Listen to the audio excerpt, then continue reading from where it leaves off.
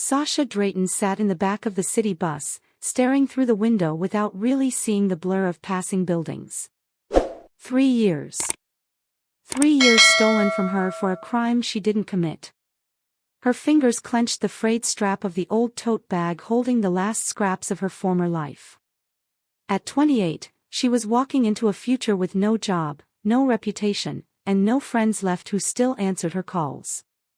Only one person had stood by her, her father, Henry Drayton, who had visited every single month, his hair turning almost fully white, his face worn by exhaustion but never doubt. "My girl. I know you're innocent. I'll find the truth. I promise." Those words had warmed her through the coldest nights in the invented Barrow Ridge State Penitentiary. When the bus stopped at her old street, she stepped off and breathed in the soft May air. The trees were bright, the sky clear. She walked quickly toward her childhood home, heart pounding. She would see her father, hug him, and start reclaiming her life. But the house looked wrong. The fence was freshly painted, the garden filled with unfamiliar flowers. Sasha assumed her father had remodeled, until the door opened. Her stepmother, Karen, stood there with a smirk as sharp as glass. "Well. Look who's back. Fresh out? Where's Dad?" Sasha asked, trying to glance inside. Karen folded her arms. "We buried him a year ago. The house is mine now." The world tilted. Sasha grabbed the doorframe as Karen continued, almost delighted. "He died in a fire up at the mountain cabin. Couldn't even identify the body. Such a tragedy. And you didn't even get to attend the funeral, not that they let inmates out for that sort of thing." Sasha's breath caught. Her father's last letter had come 2 years ago. After that, nothing. She'd assumed he'd been ill or overwhelmed. Now she was being told he was gone, and no one had told her. "Get off my porch," Karen hissed, and slammed the door. Sasha wandered the streets in a haze until she reached a small church with an old cemetery beside it. She pushed through the iron gate, searching for her father's name among the headstones. Nothing. Not one Drayton. "Who are you looking for?" an older groundskeeper asked. "My father. Henry Drayton. Buried last year." He studied her, then shook his head. "There's no grave with that name. But, he left something for you." He led her to a shed and handed her a sealed envelope. Her father's handwriting. Her breath hitched. Sasha sat on a bench outside the chapel and broke the wax seal. A key fell into her palm. "Sasha, my girl. If you're reading this, you're free, and I couldn't meet you myself. Forgive me. I had no choice." This key opened Safety Deposit Box 312 at the Federal Trust Bank on Pine Street. "The truth is inside. Be careful. You were framed by people trying to eliminate me as well. Trust only my brother, your Uncle Raymond. He knows everything and will help you. I love you, Dad." Her hands shook. He wasn't buried. Maybe he wasn't even dead. Sasha rushed to the bank before closing time. Inside a private vault room, she opened the metal box. An envelope. A thick stack of cash. And another letter. "Sasha, they're after me. I learned they framed you, and plan to silence me next. Karen and her partner, Charles Rennick, stole millions from our firm and pinned the evidence on you. But there's someone bigger behind them, Councilman Brennan Hale. He's running a massive bribery ring, using Charles as his fixer. When I discovered the truth, I had to disappear. I staged my own death. Your Uncle Raymond helped me vanish. Get to him, 14 Parkland Avenue, apartment 3B. He'll bring you to me. There's $100,000 to keep you safe. Don't trust anyone else. I'm alive. And we'll clear your name. Dad." Sasha pressed a hand to her mouth. Alive. Her father was alive. And the people who ruined her life were still out there. She left the bank clutching the letters and cash, the sky dimming into evening. On the bus toward Parkland Avenue, her heartbeat thudded in her ears. She wasn't alone anymore. Her father and Uncle Raymond were waiting. And this time, she would fight back. If you love real emotional stories, hit subscribe, we post one every day. Sasha Drayton listened as her father continued, his finger tracing lines across the map tacked to the wall. Developers come to Brennan Hale, Henry Drayton said, voice low and steady. He's the deputy mayor for infrastructure now, and he's got influence everywhere. Hale promises to smooth out any legal obstacles. Protected wetlands, heritage districts, flood risk zones, doesn't matter. If there's money in it, he'll make sure construction goes through. Sasha watched him, still absorbing the fact that he was alive, that he had done all this to keep her safe. How? She asked. Henry moved to a stack of folders piled on the table. Through Charles Rennick, he said. He used to work in zoning enforcement. Now he's Hale's middleman. He collects the bribes, launders them, and sends percentages to Hale. Fake environmental studies, falsified permits, forged signatures, all of it runs through him. Sasha felt her jaw tighten. Charles Rennick. The man who cried at her trial. The man who claimed he couldn't believe someone like her would steal from the company. And Karen? Sasha asked, her voice barely above a whisper. Henry stopped sorting through the papers and looked at her with a mix of sorrow and fury. Karen was the link they needed inside our office, he said. She married me, pretended she cared, but she was already working with Rennick. When she realized I was getting close to the truth, she helped them set up the theft, and frame you for it. Sasha's fists clenched. 3 years. They stole 3 years from me. Henry reached over and squeezed her hand. We're going to take everything back. But we need to be smart. Uncle Raymond Drayton, Henry's younger brother, cleared his throat. Smart starts with patience, he said. We have evidence, but it isn't enough to nail Hale. He's protected from every angle. If we move too soon, they'll bury us. And they won't hesitate. Sasha looked between the two men, the only people she had left. Tell me what we need to do. Henry handed her a file. Inside were photos of meetings, bank reports, printouts of email chains, and a list of names. This is their network, he said. But the crown jewel, the thing that will break everything open, is a flash drive Rennick keeps in his downtown office. It contains the real environmental surveys they buried, the ones proving the land is unsafe. If we can get it, the scandal will explode.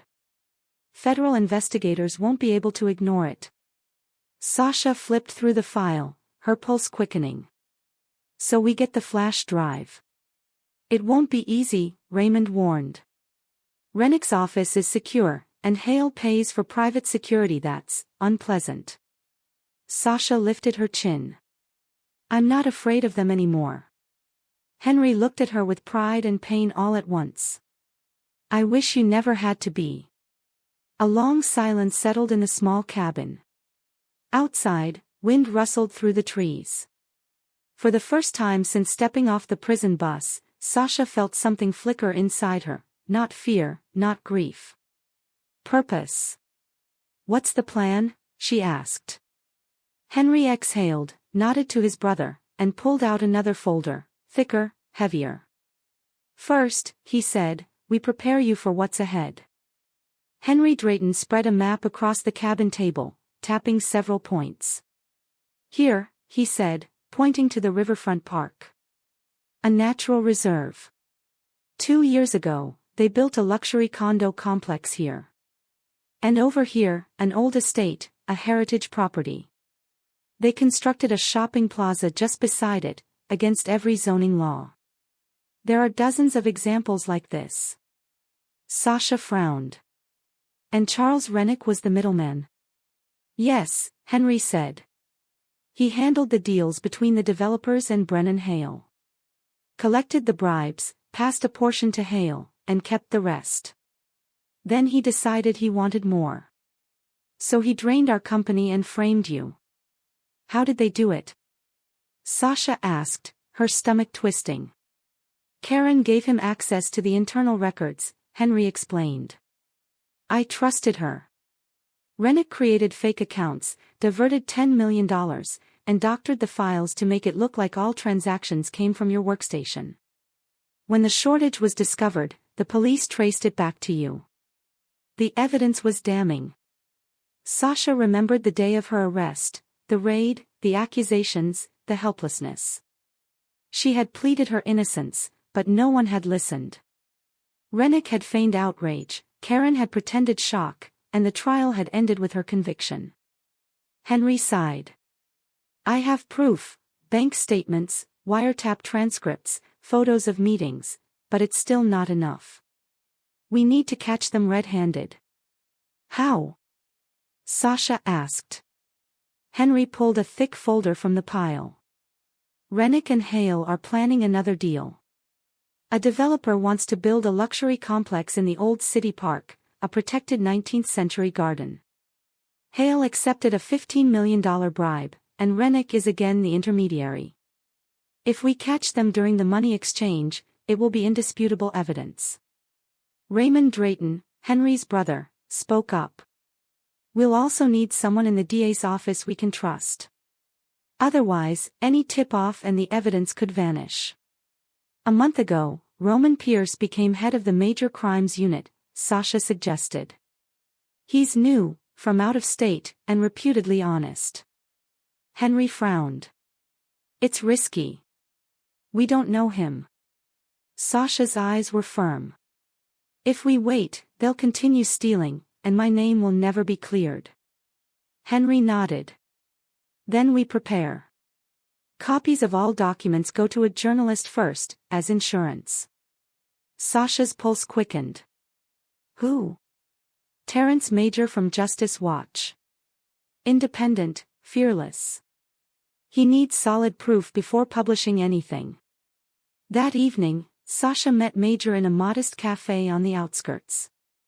The journalist, mid-40s, listened intently as she explained her father's survival and the 2-year investigation. She handed him a USB drive containing copies of all documents.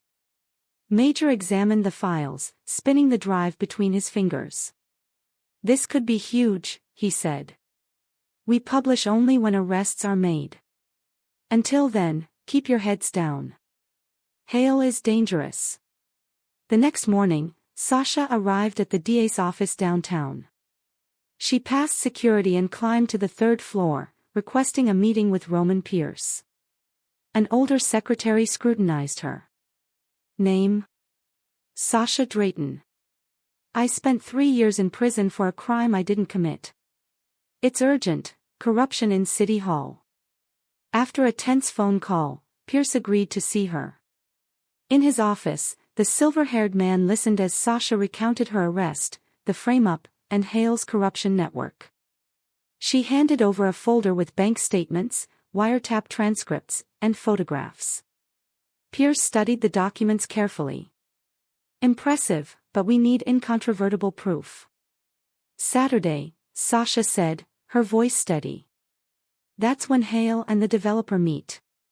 $15 million changes hands. We catch them then. Pierce's gaze sharpened. How do you know this? My father intercepted their correspondence. He's in hiding, faked his death to protect us, Sasha admitted. Pierce considered her words. We'll verify the information. If confirmed, we'll plan an operation.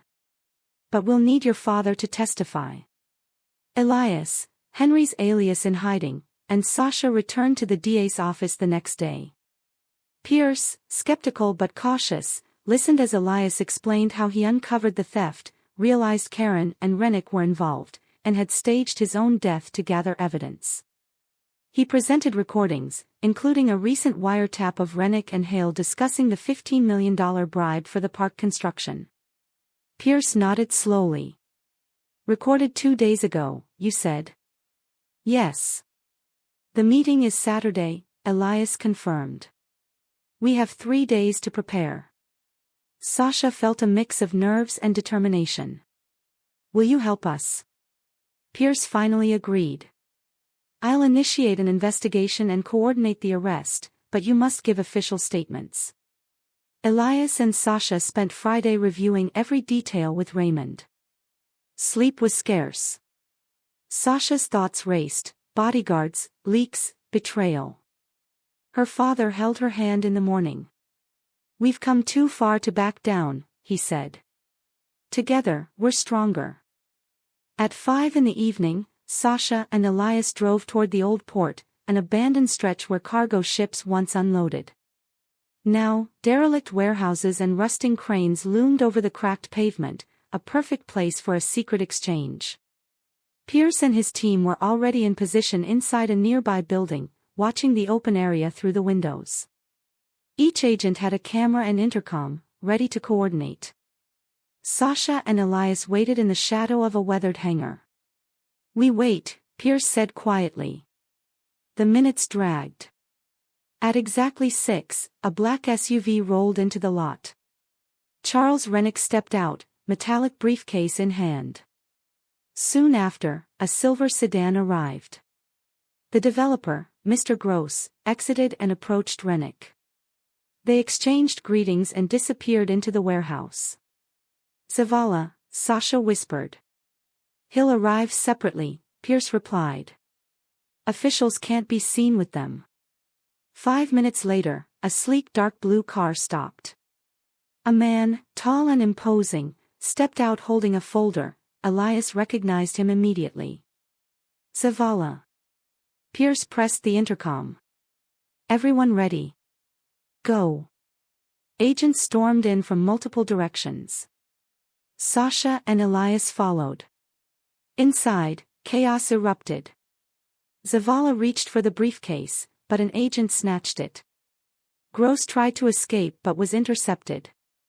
Rennick froze, pale, as Pierce announced, "You're under arrest for bribery, fraud, and corruption. Anything you say may be used in court." Zavala's glare was lethal. "You'll regret this, Pierce. I have connections." "We'll see," Pierce said calmly. "Cuff them." The briefcase held $15 million. Zavala's folder contained falsified permits and forged stamps. All evidence was seized. Sasha watched the trio as they were led away, Zavala furious, Gross terrified, Rennick stunned. When Rennick saw her, he froze. "You should still be behind bars," he stammered. "I've been released, Charles," Sasha said coldly. "Now it's your turn." Elias stepped forward, alive, and Rennick paled further. You were dead." "Not anymore," Elias said. "And now you answer for your crimes." In the following days, Pierce interrogated the arrestees and gathered additional proof.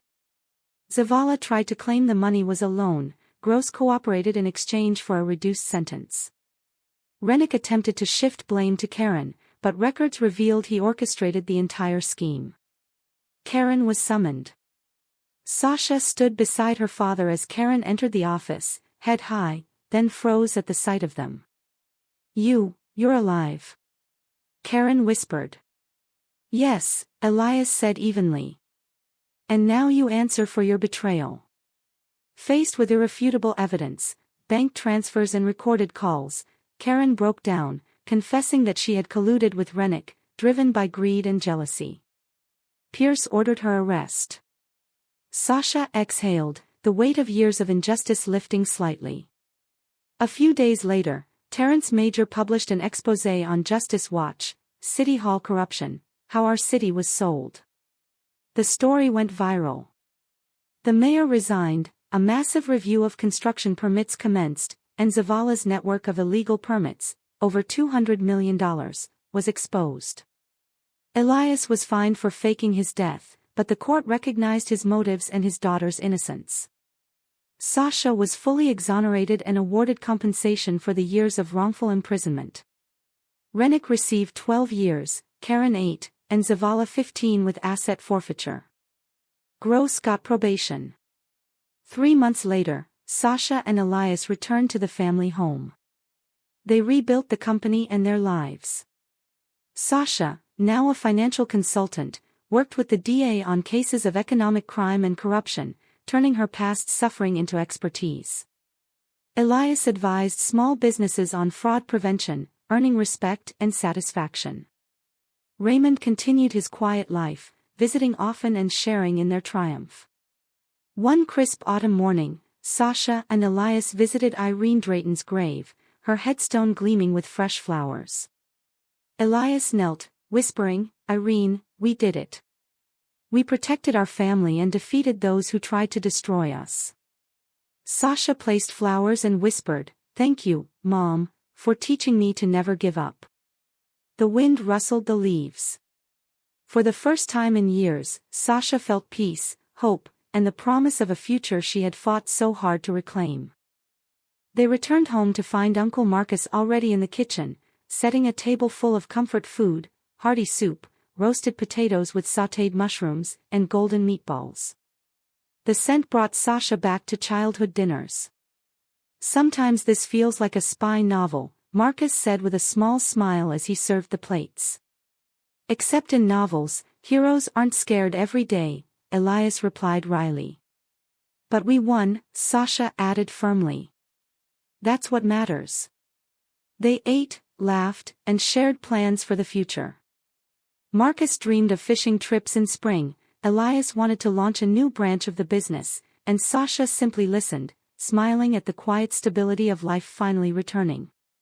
Later that night, Sasha sat in her room, flipping through old photographs, herself on the beach with her mother, at her first birthday with her father, in her college graduation gown. Each photo was a fragment of the life she had survived and rebuilt. She opened a drawer and retrieved the yellowed letter her father had left her, the same one she had received from the cemetery groundskeeper. Its ink had faded, but the warmth of his words remained. Sasha folded it carefully, tucking it away, a reminder that hope could endure even the darkest days. Her father knocked softly and sat beside her. "Not asleep?" he asked. "Just remembering," Sasha replied. Time seemed to pass both too quickly and too slowly.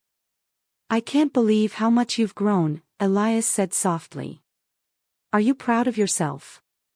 "More than you can imagine," Sasha said, hugging him. In that embrace, she felt the weight of her past lift.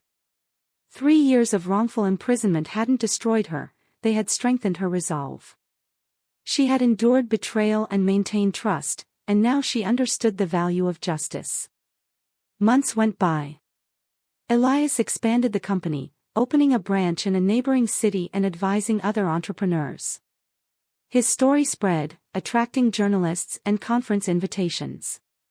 Sasha stood by him, lending her expertise and heart. Marcus found solace in the simple joys, fishing each weekend, proud of the family he had protected. Zavala, Rennick, and Karen served their sentences. Occasionally, Sasha thought of them, but the thought carried neither anger nor pity, only the quiet understanding that justice had been served. Local authorities began restoring the lands damaged by Zavala's schemes. One bright spring morning, Sasha returned to the cemetery where the groundskeeper had given her the letter. She found him near the chapel, sweeping the walkways. "Good afternoon," she greeted. "Ah, the girl's searching for her father," he said, smiling. "You found him, then?" "Yes," Sasha said. "And I kept the letter safe, just as promised." She handed him an envelope. "A small token of thanks, from my father and me." The old man opened it to find cash inside. He shook his head. "I didn't need this. I did what was right." "Please," Sasha urged softly. "You earned it." He paused, then nodded, slipping the envelope into his pocket. "Thank you. May your lives be long and happy." Sasha left, walking through the sunlit streets with a sense of calm and warmth. Life had settled. Justice had prevailed. That evening, the family gathered on the porch, drinking tea and sharing stories. Elias spoke about a new project, Marcus boasted about a massive fish he had caught, and Sasha reflected on everything they had survived. "Sometimes it feels like a dream," she said, watching the sunset. "The prison, the trap, the fake death, the ambush, as if it never happened." "It happened," Elias said gently. "Hard and terrifying, but we came through it." "Yes," Sasha agreed.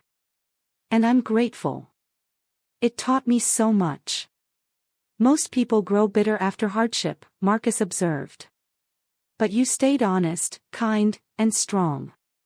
Sasha thought about it. She could have let anger and resentment consume her, but her father had shown her that justice, not vengeance, was the true measure of strength. And in that truth, she found peace.